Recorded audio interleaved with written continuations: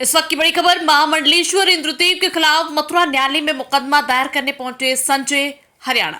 जिस तरह भागवत पीठ से महामंडलेश्वर इंद्रदेव महाराज ने अभद्र टिप्पणी की थी, उसको लेकर मथुरा न्यायालय में वाद दायर करने पहुंचे अखिल भारतीय हिंदू महासभा के प्रदेश उपाध्यक्ष संजय शर्मा हरियाणा।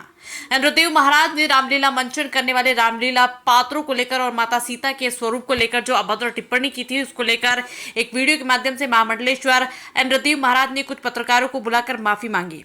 लेकिन इसको लेकर समस्त रामलीला पात्रों तथा हिंदू संगठनों ने माफ करने से इनकार कर दिया और कहा कि जिस तरह आए दिन कोई भी हमारे आराध्य भगवान के बारे में और रामलीला पात्रों के ऊपर कुछ भी बोलेगा और माफी मांग लेगा, इस तरह कब तक चलेगा। उसको लेकर आज न्यायालय का दरवाजा खटखटाया, जिसमें सख्त कार्रवाई करने की मांग संजय हरियाणा द्वारा की गई है। देखिए, जिस प्रकार से व्यासपीठ पर बैठकर इंद्रदेव चौधरी, जो अपने आप को महामंडलेश्वर कहते हैं, हम उनको महामंडलेश्वर नहीं मानते, निजता का हनन महिलाओं के सामने भरे मंच से किया गया है, ऐसी टिप्पणी करने का उनको कोई अधिकार नहीं था।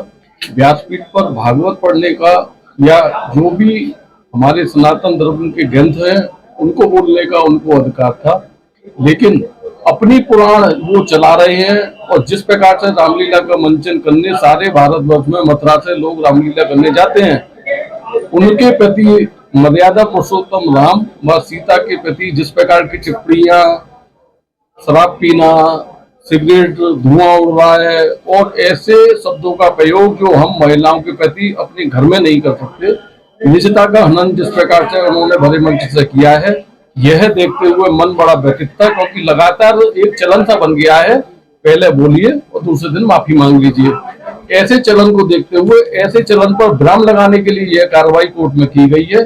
एक बार ऐसे महाराज कोर्ट की दहलीज पर आएंगे, निश्चित रूप से फिर ऐसे मामलों में रोक लगेगी। उनको भी पता चलेगा अगर हम इस प्रकार की चीजें बोलेंगे तो हमें कोर्ट तक जाना पड़ेगा, कोर्ट का सामना करना पड़ेगा। कानून पर हमको पूरा विश्वास है, नॉन बेलेबल धाराएं हैं, निश्चित तौर पर पहले महाराज जी को जेल जाना होगा, उसके उपरांत में उनकी जो भी जमानत, जो भी कोर्ट का अपना व्यू है वो करेगी। लेकिन हमारा जो ध्येय था, निश्चित तौर पर जो मन व्यतीत था, उसके अकॉर्डिंग हमने ये अपना केस फाइल यहाँ किया है और हमको कोर्ट पर पूरा विश्वास है। यदि कर लेंगे, हम क्यों समझौता करेंगे? समझौता करने का चलन तो वृंदावन में चल रहा है। चंद लोग लिफाफा लेके उनको माफ कर देते हैं।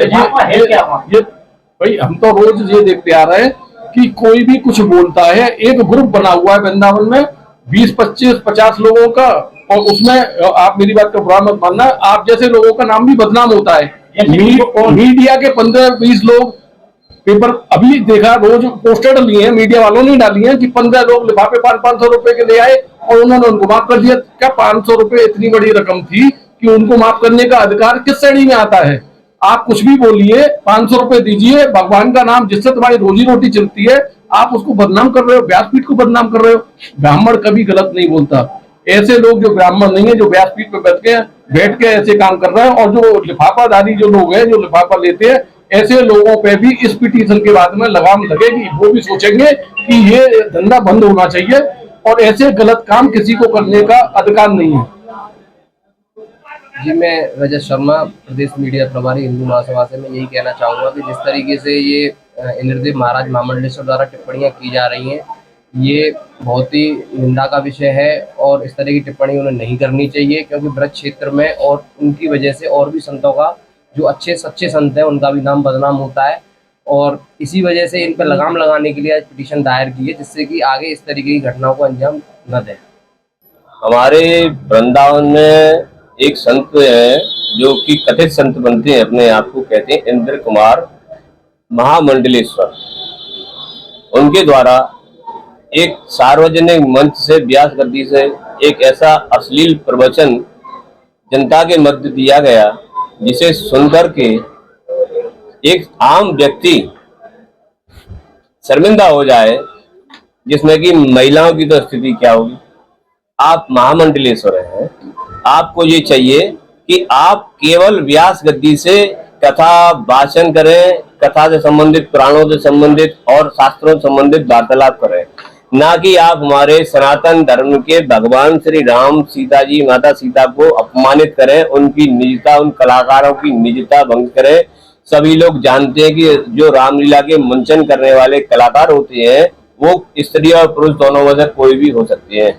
उनको स्त्री बनना है या पुरुष बनना है, उसके पीछे वो क्या करते हैं, कैसे करते हैं, ये वो ही जानते हैं। किंतु उसके बारे में महामंडलेश्वर कथित जो है इंद्रदेव महाराज द्वारा इस प्रकार का वक्तव्य दिया गया कि जिसको सुन करके महिलाएं शर्मिंदा हो जाएं, जिसका कोई दूर दूर तक नाता न कथा से, न किसी पुराण से, न किसी ऐसे प्रेरक प्रसंग से आता है जिससे किसी के प्रेरक प्रसंग लिया जा सके। इसलिए भारतीय इन सबको ध्यान में रखते हुए, क्योंकि पूर्व में भी ये महाराज इस प्रकार की हरकतें कर चुके हैं, इंद्रदेव महाराज, इनको सनातन धर्म का ज्ञान नहीं है, ये जो है धर्म से भी ब्राह्मण नहीं है। इसलिए संभवतः इनको ये पता नहीं है कि इनको मंच से व्यास गति से क्या उच्चारण करना चाहिए, क्या उच्चारण नहीं करना चाहिए। इन सबको देखते हुए जब जनता काफी त्रसित हो गई इनसे, तो हिंदू महासभा के प्रदेश उपाध्यक्ष पंडित संजय शर्मा हरियाणा जी के द्वारा एक रिट पिटीशन यहाँ दाखिल करी गई, जो कि 156(3) नया 173(4) BNSS के अकॉर्डिंग मैंने दाखिल करी है। आज इसमें मैं अधिवक्ता के तौर पर पेश हुआ हूँ, जो कि हिंदू महासभा के प्रदेश उपाध्यक्ष संजय शर्मा जी हरियाणा के द्वारा मुझे नॉमिनेट किया गया है। इसमें मैंने IPC 295A BNS 299 IPC पुराना 509 नया BNS 79 के अकॉर्डिंग ये दोनों नॉन वेलेबल ऑफेंस है, जिसमें 79 ये बताता है आपने अश्लील उच्चारण शब्दों से किया गया है। 295A BNSS 299 ये बताती है कि आपके द्वारा मंच से जो विद्वेषपूर्ण भाषण दिए गए जिससे कि समाज को और यानी वर्गों को हानि पहुंचती हो, आपस में मनमुटाव पैदा होता हो, आप धार्मिक विद्वेष फैलाना चाहते हैं, इस प्रकार के जो आपने कृत्य किया है, उसके लिए आज 156(3) यानी कि 173(4) BNSS डाली गई है, जिसमें कि आगामी तारीख 8 तारीख लगी है, 9 तारीख 8वां महीना 9 तारीख 8वां महीना लगाया है। क्योंकि आज CM साहब मौजूद नहीं थे, ये CM साहब के यहाँ पेशी हुई थी, नहीं तो आज ही इसमें कोई आदेश हो जाती। आख्या मंगाई गई है ACM फर्स्ट महोदय के द्वारा थाने से। आख्या सिर्फ इतनी सी आनी है कि इंद्रदेव महाराज के द्वारा जो कृत्य किया गया उसके संदर्भ में कोई FIR इंद्रदेव महाराज के खिलाफ दर्ज हुई है अथवा नहीं। 9 तारीख 8वें महीने को पुनः पेशी होगी, तब उसके बाद में पता चलेगा। जैसे